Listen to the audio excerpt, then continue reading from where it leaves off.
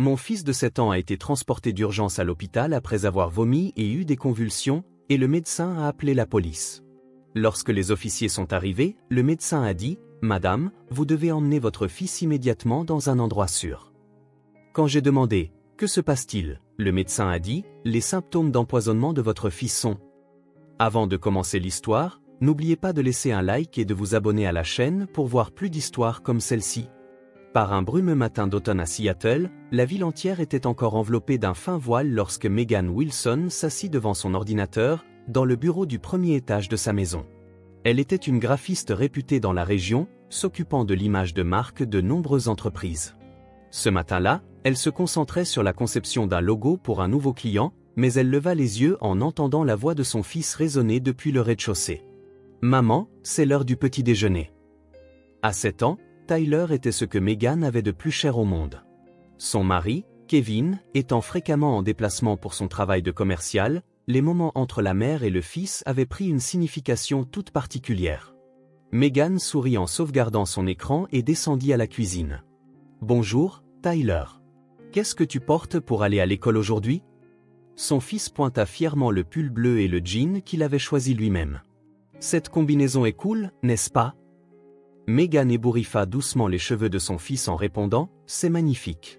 Tu as beaucoup de goût pour assortir les couleurs. » Tout en préparant le petit déjeuner, Megan organisait mentalement le programme de sa journée. Ce matin, elle avait une présentation pour une grande chaîne de magasins. Cet après-midi, une réunion avec un nouveau client. Et ce soir, récupérer Tyler et préparer le dîner. 5 ans après s'être installée à son compte en tant que graphiste indépendante, sa carrière s'était développée sans accroc. Cependant, en échange de sa réussite professionnelle, son temps libre s'était amusé. « Maman, est-ce que papa rentre à la maison aujourd'hui ?» demanda Tyler en mangeant ses céréales. « Il rentrera peut-être tard, mais il rentrera », répondit doucement Megan. Kevin Wilson était directeur des ventes pour une importante société de négoce, responsable de toute la côte ouest. Très consciencieux, il subvenait à la plupart des besoins financiers de la famille. Après 8 ans de mariage, leur relation était stable. Kevin comprenait le travail de Megan et soutenait sa carrière. De son côté, Megan comprenait que l'emploi du temps chargé de son mari limitait souvent le temps qu'il pouvait passer en famille. Après avoir déposé Tyler à l'école, Megan assista à sa présentation dans la salle de conférence d'un immeuble de bureaux. Son projet fut très apprécié et un nouveau contrat fut confirmé. Cependant, à sa joie se mêlait l'anxiété de devenir encore plus occupé. Ce soir-là, Kevin rentra après 20 heures. Tyler avait fini ses devoirs et regardait la télévision avec Megan. « Bon retour à la maison.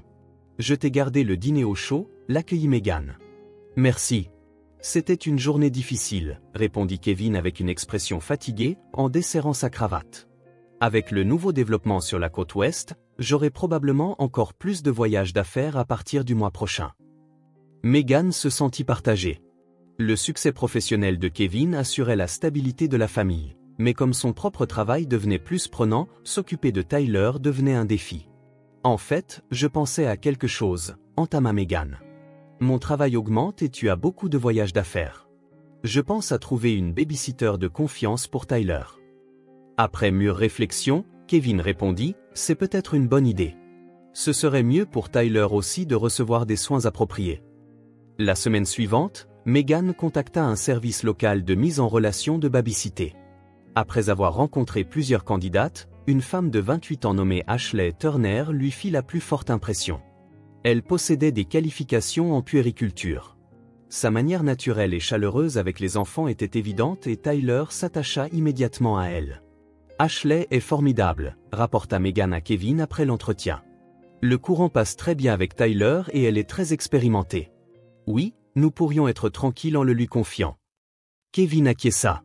Une fois qu'Ashley commença à venir, le rythme quotidien de la famille Wilson s'améliora considérablement. Elle récupérait Tyler à l'école l'après-midi, l'aidait à faire ses devoirs et préparait des dîners légers. Tyler l'appelait « Mademoiselle Ashley » et l'appréciait beaucoup. Megan et Kevin, quant à eux, lui étaient profondément reconnaissants pour ses soins dévoués. « Grâce à Ashley, je peux me concentrer sur mon travail », dit Megan à son mari. Tyler semble l'adorer aussi. Kevin hocha la tête avec satisfaction. C'était une bonne décision qui rendait tout le monde heureux dans la famille. Ashley s'intégra comme un membre de la famille et devint une présence indispensable pour les Wilson.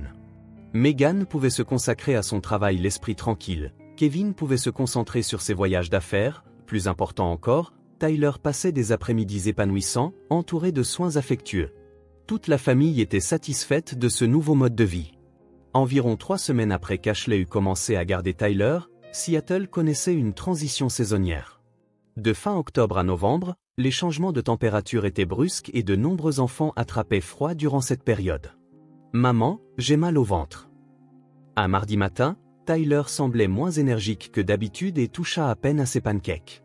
Megan posa la main sur le front de son fils, mais il ne semblait pas avoir de fièvre.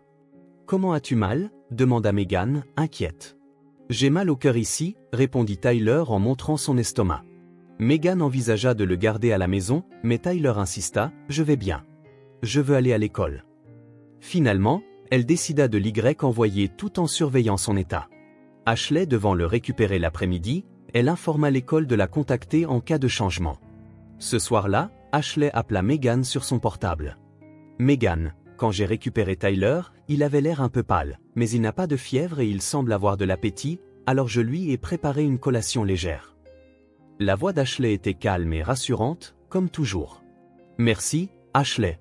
J'étais inquiète, mais ta présence m'aide vraiment. » Cette nuit-là, Tyler dîna normalement et finit ses devoirs. Le lendemain matin, son état s'était amélioré, et Megan en conclut qu'il s'agissait d'un malaise passager dû au changement de saison. Cependant, le week-end suivant, Tyler se plaignit à nouveau de légères nausées. C'était un samedi après-midi et Ashley n'était pas là. Megan et Kevin, inquiets, se rendirent dans une clinique pédiatrique voisine. C'est le changement de saison, vous savez. Les enfants de l'âge de Tyler ont souvent des maux d'estomac à cause des changements environnementaux ou du stress à l'école. Le docteur Anderson était un pédiatre expérimenté qui, après avoir examiné Tyler de manière approfondie, expliqua d'un ton rassurant, « Je ne vois aucun symptôme inquiétant, mais si les symptômes persistent, veuillez revenir. » Megan et Kevin furent soulagés par les paroles du médecin. Sur le chemin du retour, Kevin dit, « C'est probablement le stress de l'adaptation au nouvel environnement de l'école. » Comme l'a dit Ashley, maintenant qu'il a 7 ans, il doit penser à toutes sortes de choses. Le lundi, quand Ashley vint chercher Tyler, Megan lui raconta les événements du week-end. « Oh, je vois. Vous avez dû être inquiet, » dit Ashley avec une expression compatissante. « Je travaille aussi dans la garde d'enfants, et je suis particulièrement attentive à la santé des petits pendant cette période. Je veillerai à préparer des repas légers et faciles à digérer pour Tyler. Merci beaucoup. Ta présence est très rassurante. » Sur la suggestion d'Ashley, les goûters de Tyler furent remplacés par des collations maison plus nutritives. Elle lui préparait chaque jour des fruits, des yaourts et des biscuits faits maison. Tyler les mangeait avec plaisir. « Les biscuits de Mademoiselle Ashley sont vraiment délicieux, » dit joyeusement Tyler à sa mère. « Elle a une recette spéciale. » Cependant, en novembre, les problèmes de santé de Tyler devinrent intermittents. Bien que les symptômes fussent légers, il se plaignait de maux d'estomac ou de légers maux de tête environ une fois par semaine. Étrangement, les symptômes apparaissaient toujours en semaine, et il allait bien les week-ends et les jours fériés. C'est peut-être encore le stress de l'école, supposa Megan en discutant avec Kevin, mais Tyler disait qu'il aimait l'école et que ses amitiés semblaient bien se passer. Kevin pencha également la tête, perplexe. Devrions-nous consulter son enseignante ? Le lendemain, Megan se rendit à l'école et rencontra l'enseignante de Tyler, Madame Johnson. « Tyler est très énergique à l'école et populaire dans sa classe », répondit l'enseignante avec surprise. « Il ne se plaint jamais de ne pas se sentir bien, et il semble même plus actif que les autres enfants. » En entendant ce rapport, Megan fut encore plus confuse. Pourquoi était-il malade à la maison alors qu'il allait bien à l'école ? Le vendredi de cette semaine-là, après qu'Ashley eut récupéré Tyler, Megan termina son travail plus tôt et rentra chez elle. Dans le salon, Ashley aidait Tyler avec ses devoirs. « Bon retour, Megan. Tyler était de très bonne humeur aujourd'hui et a pu bien se concentrer sur ses devoirs. »« Merci. J'ai parlé de ses récents problèmes de santé à son enseignante, mais elle dit qu'il est plein d'énergie à l'école, ce que je trouve étrange. » Ashley afficha une expression pensive. « Je vois. C'est peut-être parce que la maison est un environnement sûr où il peut exprimer honnêtement son inconfort. Les enfants ne montrent parfois leur faiblesse qu'aux personnes en qui ils ont confiance. » Cette explication semblait raisonnable. Meghan fut convaincue et de nouveau impressionnée par la perspicacité d'Ashley. Vos conseils basés sur l'expérience sont toujours pertinents. Je vois bien que Tyler vous fait confiance. J'aime Tyler aussi. Je ferai n'importe quoi pour cet enfant. Les paroles d'Ashley semblaient remplies d'une profonde affection. Mi-novembre, Kevin partit pour un long voyage d'affaires d'une semaine. Meghan était également occupée par un grand projet et comptait davantage sur Ashley. Heureusement, l'état de Tyler fut stable cette semaine-là. Grâce à Ashley. Vous nous avez vraiment sauvés, exprima Meghan sa gratitude à Ashley en attendant le retour de Kevin. De rien. Tyler est un si bon enfant que c'est un plaisir de s'occuper de lui. Ashley avait commencé à venir chez les Wilson 4 jours par semaine. Sa présence était devenue indispensable pour le couple très occupé. Tyler la chérissait aussi comme un membre de sa famille et aimait lui raconter les événements de l'école et parler de ses amis. Fin novembre, le 7e anniversaire de Tyler approchait. Meghan et Kevin organisèrent une petite fête et décidèrent d'y inviter Ashley. L'anniversaire de Tyler. Pourrais-je faire un gâteau spécial? Suggéra Ashley avec des yeux pétillants. C'est une merveilleuse idée. Je pense que Tyler serait ravi. Le jour de son anniversaire, Ashley apporta un magnifique gâteau au chocolat décoré. Tyler était fou de joie et passa un excellent moment avec ses amis. Ce jour-là, il se sentait bien et débordait d'énergie. Ashley est comme un membre de la famille, dit Kevin à Meghan en rangeant après la fête. C'est vrai. Nos vies sont tellement plus riches depuis qu'elle est là. Cependant, la semaine suivant la fête d'anniversaire, les problèmes de santé de Tyler réapparurent. Cette fois, les symptômes étaient un peu plus sévères qu'auparavant, parfois accompagnés d'une légère fièvre. Meghan retourna chez le pédiatre, mais les résultats des tests ne révélèrent aucune anomalie. Ce sont des symptômes courants chez les enfants en pleine croissance. Surveillons la situation avec un repos adéquat et des repas nutritifs. Le médecin posa un diagnostic similaire au précédent. Ashley devint encore plus attentive à la gestion de la santé de Tyler. Elle dit avoir également des connaissances en nutrition et suggéra des boissons nutritionnelles spéciales et des compléments pour Tyler. La gestion de la santé des enfants est l'une de mes spécialités. Je veux offrir les meilleurs soins à Tyler. Meghan et Kevin étaient profondément reconnaissants de l'expertise et du dévouement d'Ashley. Sans sa présence, il leur aurait été difficile de traverser leur journée chargée. Toute la famille faisait entièrement confiance à Ashley et comptait sur elle du fond du cœur. Le jeudi de la 2e semaine de décembre, Seattle fut recouverte par les premières vraies neiges de l'année. Meghan avait terminé une importante réunion avec un client dans l'après-midi et rentrait chez elle en voiture lorsque son téléphone portable sonna. « Meghan, c'est terrible. » La voix d'Ashley était complètement différente de son ton calme habituel et était visiblement bouleversée. Tyler s'est soudainement plein de nausées et il a l'air très malade en ce moment. Le cœur de Meghan fit un bond. Quels symptômes? A-t-il de la fièvre? Sa fièvre est à 37,5 degrés Celsius, mais il vomit sans arrêt depuis tout à l'heure et il a mauvaise mine. C'est clairement différent de ses symptômes légers habituels. La voix d'Ashley était un mélange d'inquiétude et de panique. Je rentre tout de suite. J'arrive dans 15 minutes, alors continue de le surveiller. Meghan se précipita chez elle. Au moment où elle vit Tyler allongé sur le canapé du salon, elle sut que c'était complètement différent de ses problèmes de santé habituels. Le visage de son fils était pâle. Il avait des sueurs froides et laissait échapper de petits gémissements de temps en temps. Tyler, c'est maman. Où as-tu le plus mal? Maman, j'ai mal au ventre et j'ai la nausée. La voix de Tyler était faible et son apparence énergique habituelle avait disparu. Ashley se tenait à côté de Meghan, inquiète. Il semblait normal quand il est rentré de l'école vers 15 heures, mais il s'est soudainement senti mal après avoir pris son goûter. Meghan reprit la température de Tyler avec un thermomètre. Elle était montée à 37,9 degrés Celsius.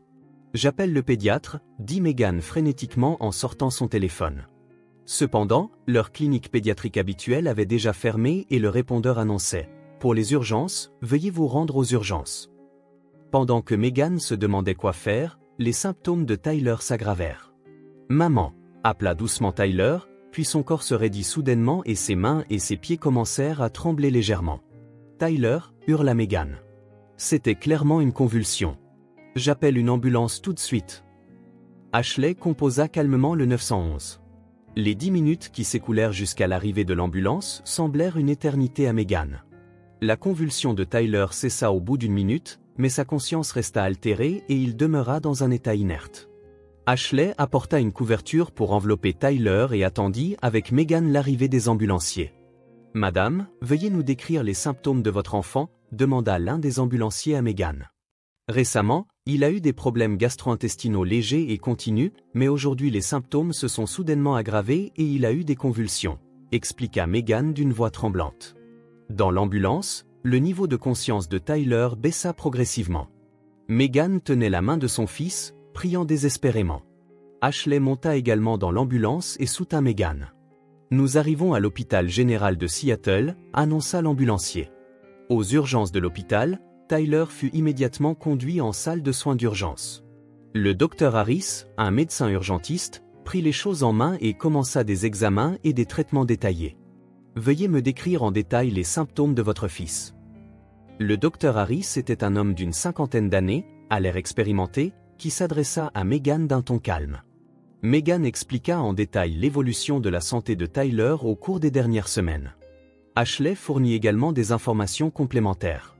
Vu l'évolution récente des symptômes, il y a une possibilité d'empoisonnement par une substance toxique, dit le docteur Harris avec une expression prudente. Nous allons effectuer des analyses de sang et d'urine détaillées. Une substance toxique ? Megan fut surprise. Je ne pense pas qu'il ait eu l'occasion d'entrer en contact avec de telles choses. Veuillez me redire en détail ce que votre enfant consomme habituellement. Repas, goûter, boissons, médicaments, tout. En attendant les résultats des tests, Tyler fut placé en unité de soins intensifs. Megan et Ashley passèrent un temps angoissant dans la salle d'attente. Elles contactèrent Kevin, mais il ne pouvait pas revenir immédiatement de son voyage d'affaires à Portland. 2 heures plus tard, le docteur Harris revint dans la salle d'attente avec une expression sérieuse. Les résultats des tests sont arrivés. Nous avons détecté une réaction à un alcaloïde végétal dans le sang de votre fils. Cela existe dans la nature, mais pas dans des quantités qui seraient consommées dans le cadre d'une alimentation normale. Megan était confuse. Un alcaloïde végétal ? Qu'est-ce que c'est ? Pour faire simple, c'est une toxine contenue dans certaines plantes. Cependant, le problème est la concentration dans le sang de votre fils et le schéma des symptômes. Le docteur Harris fit une pause avant de continuer.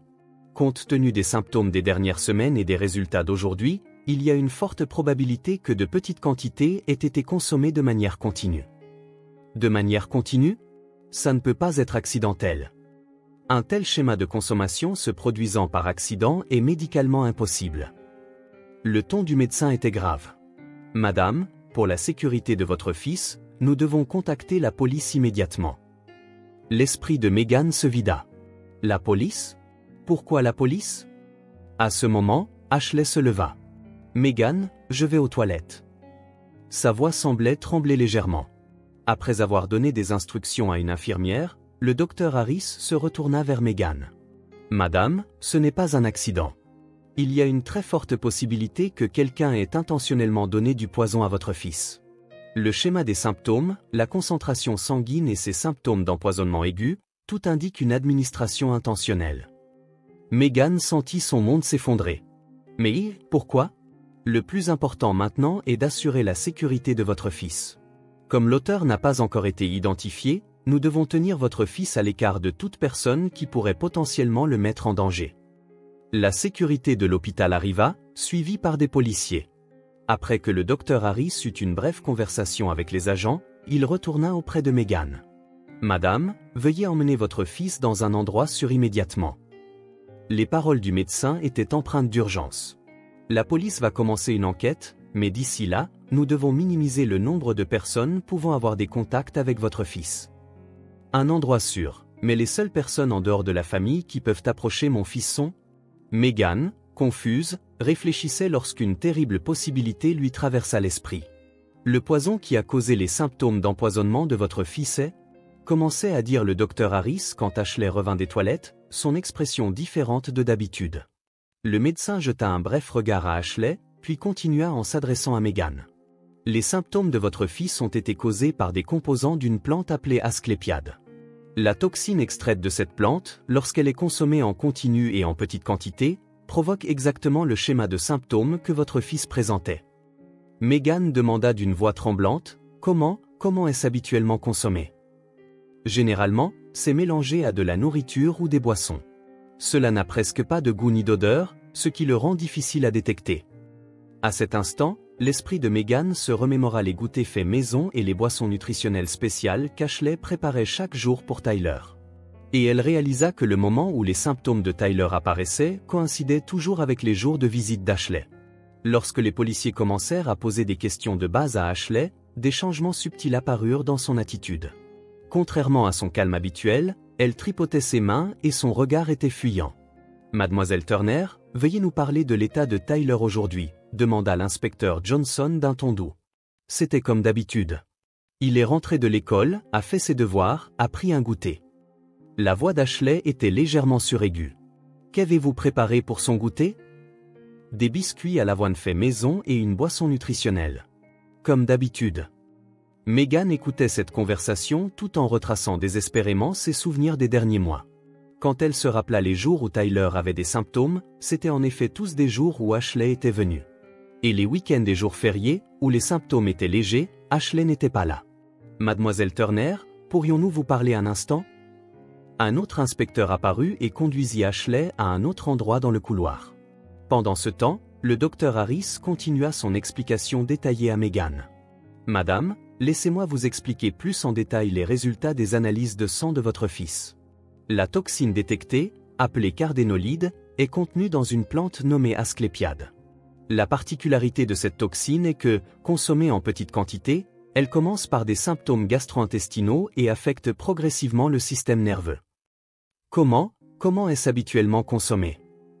La méthode la plus courante consiste à mélanger la plante en poudre à des aliments ou des boissons. Elle a un léger goût amer, mais mélangée à des choses sucrées, elle devient difficile à remarquer. Un sombre soupçon se propagea dans le cœur de Megan. Les biscuits maison et les boissons nutritionnelles d'Ashley avaient en effet un goût particulier. Tyler avait parfois dit qu'ils avaient un goût spécial. 30 minutes plus tard, Ashley revint après avoir terminé son interrogatoire dans le couloir. Cependant, son expression était clairement tendue. L'inspecteur Johnson avait également un visage grave. « Madame Wilson, nous devons vous parler. » L'inspecteur Johnson guida Megan vers une autre pièce. « Nous avons trouvé plusieurs contradictions dans le témoignage de Mademoiselle Turner. De plus, en vérifiant les relevés d'appel de son téléphone portable, nous avons découvert des contacts fréquents avec votre mari, Kevin. » Megan était confuse. « Avec Kevin ? Mais ce doit être pour la coordination du travail. » Compte tenu de la fréquence et de l'heure des appels, nous pensons qu'il s'agit d'une relation qui va au-delà de la simple communication professionnelle. De plus, nous soupçonnons Madame Turner d'avoir diffusé des informations inappropriées à votre sujet et au sujet de Tyler au service des ressources humaines de l'entreprise de votre mari. Le monde de Megan commença à s'effondrer. Des informations inappropriées? Du contenu vous décrivant comme une mère inadéquate et incapable de gérer la santé de son enfant. Ces informations étaient peut-être destinées à jouer en sa faveur dans de futurs litiges pour la garde de l'enfant. À cet instant, le téléphone portable de Megan sonna. C'était Kevin. « Megan, comment va Tyler? Je suis à l'aéroport de Portland en ce moment. »« Kevin, j'ai quelque chose à te demander », la voix de Megan était froide. « À propos de ta relation avec Ashley. » Il y eut un long silence à l'autre bout du fil. « Megan, c'est que… » La police a vérifié le téléphone d'Ashley. Des communications fréquentes avec toi sont enregistrées. Silence à nouveau. Puis la voix de Kevin se fit entendre, douce. « Megan, je suis désolé. » À cet instant, Megan comprit tout. La maîtresse de son mari s'était infiltrée dans leur maison en tant que babysitter, et elle avait empoisonné Tyler. Pourquoi? La voix de Megan tremblait. Pourquoi Tyler? C'était pour que nous soyons ensemble. Megan, nous devions prouver que tu étais une mère inadéquate. Le téléphone raccrocha. Megan fixa son portable un moment, incapable de bouger.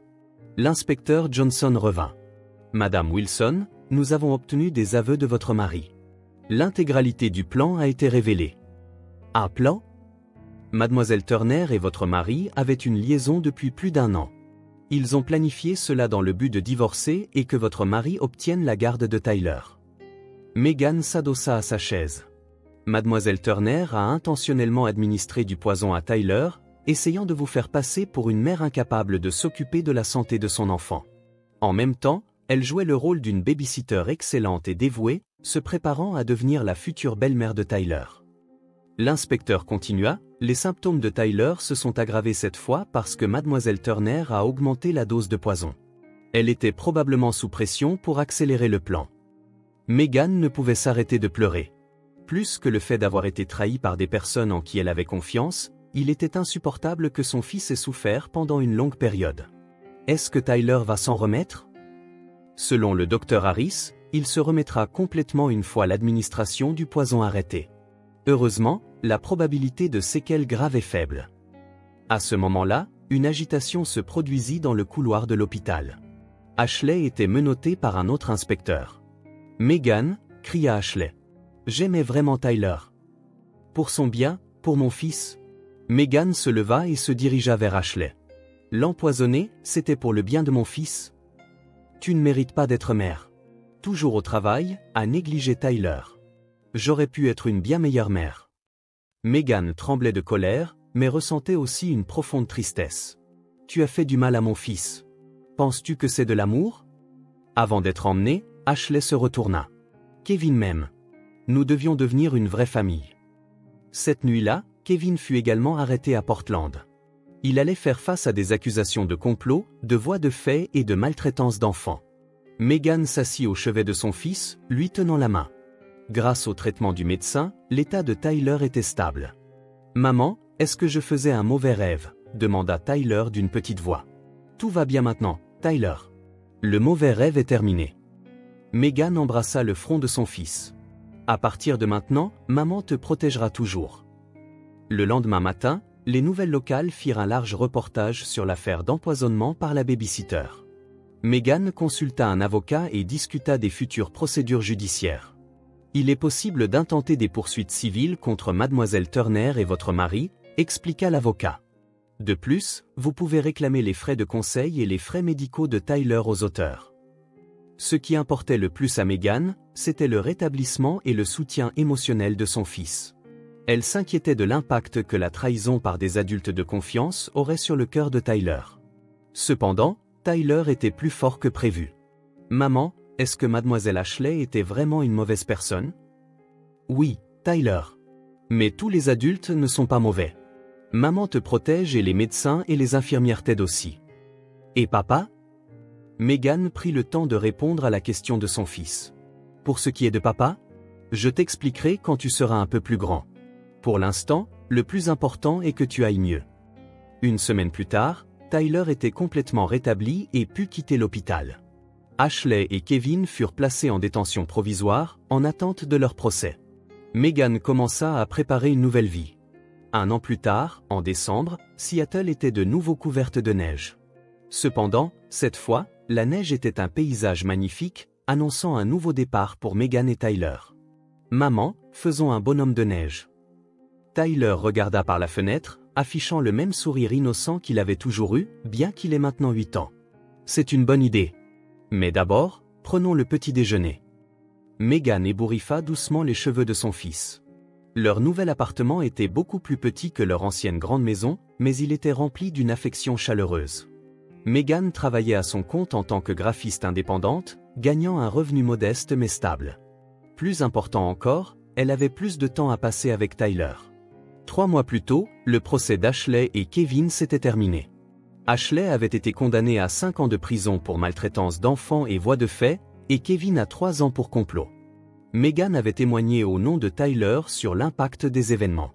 Ce que nous avons perdu, c'est la confiance en la famille. Cependant, nous avons aussi appris ce que signifie une vraie famille. Megan avait parlé doucement mais avec force à ce moment-là. Une vraie famille, c'est une relation où l'on fait passer le bonheur et la sécurité de l'autre avant tout. Ce ne sont pas les liens du sang ou les liens juridiques, mais des liens basés sur l'amour et la confiance. Tyler avait suivi une thérapie pendant un certain temps après l'incident. L'expérience d'avoir été trahi par des adultes de confiance avait laissé de profondes blessures dans son cœur. Cependant, avec l'aide de professionnels et l'amour de sa mère, il s'était progressivement rétabli. « Je ne fais plus de rêves effrayants », avait rapporté Tyler à Megan quelques mois auparavant. « Parce que maman est là, je me sens en sécurité. » Pour Megan, rien ne lui réchauffait plus le cœur que ces mots de son fils. La procédure de divorce fut complexe, mais en raison des actes criminels de Kevin, Meghan put obtenir la garde exclusive. Elle aurait pu demander une prestation compensatoire et une pension alimentaire, mais elle choisit de couper complètement les ponts avec Kevin. Je veux m'assurer que la présence du père ne devienne pas un souvenir négatif pour Tyler, avait-elle expliqué à son avocat. Quand il sera plus grand et capable de porter ses propres jugements, il pourra apprendre la vérité. Actuellement, Meghan faisait parfois garder Tyler par un couple de personnes âgées de confiance du quartier, les Smiths. George et Martha aimaient Tyler comme leur propre petit-fils. La vraie famille n'est pas déterminée uniquement par les liens du sang, disait parfois Martha à Meghan. Avec de l'amour et de la confiance, n'importe qui peut devenir une famille. Tyler chérissait également les Smiths du fond du cœur. Ses parties d'échecs avec Papy George étaient devenues une joie particulière pour lui. Papy se soucie vraiment de moi, avait dit Tyler à Meghan. Il ne ment pas comme Mademoiselle Ashley. À travers cet incident, Tyler avait développé un certain discernement. Il pouvait maintenant distinguer les personnes qui se souciaient vraiment de lui de celles qui ne le faisaient pas. En faisant le bonhomme de neige, Meghan réfléchissait aux changements de l'année écoulée. Financièrement, la situation était plus difficile qu'auparavant, mais sa tranquillité d'esprit était sans commune mesure. « Maman, on est heureux, n'est-ce pas ?» dit Tyler en cherchant des pierres pour les yeux du bonhomme de neige. « Oui, nous sommes très heureux, » répondit Meghan du fond du cœur. Ce soir-là, après que Tyler se fut endormi, Meghan s'assit seule, buvant un café tout en regardant par la fenêtre.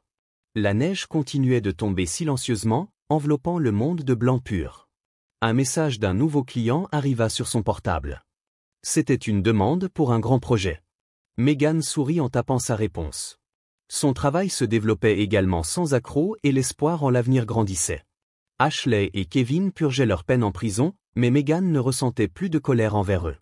Au contraire, elle était reconnaissante que cette expérience les ait rendus, elle et Tyler, plus forts. Meghan avait trouvé une réponse à la question « Qu'est-ce qu'une vraie famille ?» C'était une relation où l'on pouvait valoriser le bonheur de l'autre plus que le sien. Des liens qui pouvaient se protéger mutuellement plutôt que se blesser. Et un amour qui pouvait se soutenir mutuellement, quelles que soient les difficultés rencontrées. En jetant un œil dans la chambre de Tyler, elle vit son fils dormir avec une expression paisible. Meghan l'embrassa légèrement sur le front et se dirigea vers sa propre chambre. Demain commencerait un autre nouveau jour pour la mère et le fils. C'étaient les jours d'une vraie famille, soutenue par un amour authentique.